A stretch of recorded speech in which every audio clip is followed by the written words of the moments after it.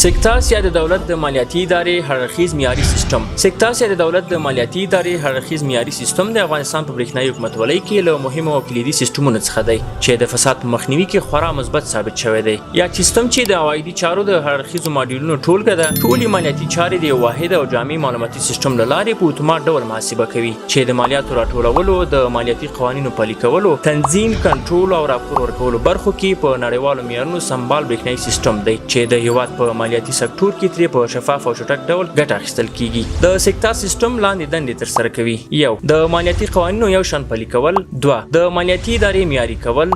3. د مالیاتي حسابونو جوړول. 4. د مالیاتي اسنادو ثبت او مالیه ورکوونکي ته دوسیه جوړول. 5. د اظهار لیک چاپول. 6. بررسي او د ورځنیو عوایدو راپور ورکول. 7. اداري راپور ورکول او د جعل، تزویر او کتمان څخه مخنیوی. سکتاس سیستم څخه په نړۍ کې تر 25 زیات پرمختللي هیوادونه ګټه اخلي او همدارنګه د انګلیسي نړیواله ژبې ترڅنګ په پښتو او دري هم د کارونې وړتیا لري. دغه سیستم په انلاین ډول مالیه ورکوونکو ته برېښنایي اظهار لیک یا ای فایلینګ، د مالیه ورکوونکي پیژندنې شمیره یا TIN او د لیکونو پیژندنې انلاین سیستم یا ایلیټرز برخو کې خدمات وړاندې کوي. د یادونې وړ ده چې سکتاس سیستم د نورو دولتي ادارو له سیستمونو سره د وصل کېدو وړتیا هم لري چې لاسیکوډا یا د ګمرکي معلوماتو اتومات سیستم، د افغانستان بانک له بین البانکي تادیاتو یا ETS سیستم، د قانون او پټرولیم وزارت د ملي تدارکاتو سیستمونو سره وصل دی او د دې ترڅنګ د صنعت او سوداګرۍ وزارت د جوازونو سیستم، د احصایې او معلوماتو تذکیرو سیستم او نورو بیلابیلو اداراتو سره به ډیر ژر وصل شي. هیله دې نه وي چې یاد سیستم قدرمنو مالیه ورکوونکو ته د نورو اسانتیاوو ترڅنګ 24 ساعته انلاین خدمات هم وړاندې کوي.